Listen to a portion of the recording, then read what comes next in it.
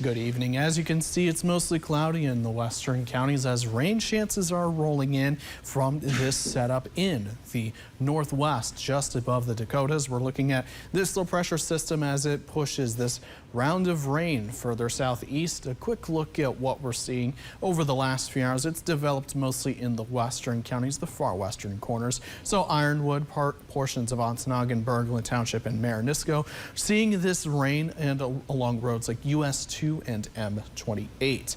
Looking ahead at what you can expect for tonight, it's mostly just going to be scattered showers. It could develop in the eastern counties and a little bit heavier in some areas, but it's going to quickly move out of the way by the time we reach, say, Sunday morning. Looking at partly to mostly cloudy skies, maybe some light showers in the central and western counties, though.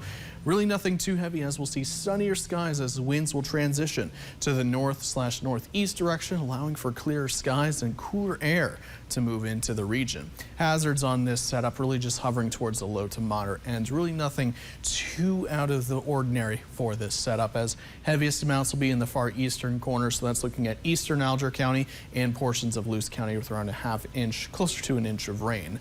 Looking at the next couple of days, the AC has probably been on a higher setting because of the sweltering heat, but in the next couple of days you could turn that down going forward as the Canadian shield from the north will slowly move into the region and allow for much cooler air to move into Sunday and Monday and allow for that temperatures to go down. Looking ahead at what you can expect, tomorrow's temperature set to be kind of slightly below average, but kind of where they should be for the inland portions, with higher 70s inland, but lower 70s and chances of higher 60s in the northern portions of the Upper Peninsula on Sunday.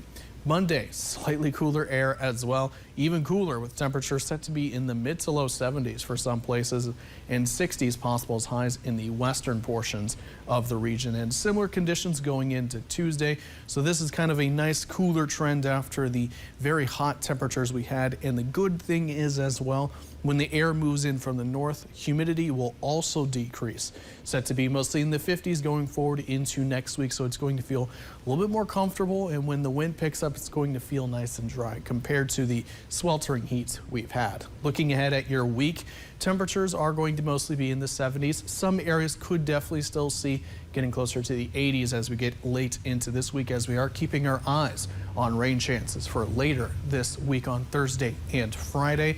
It is trending to be on the moderate side, but models have been kind of going back and forth on this setup, so there is a chance we could see a little bit less rain or a little bit more depending on how things play out going forward into this work week in Brady.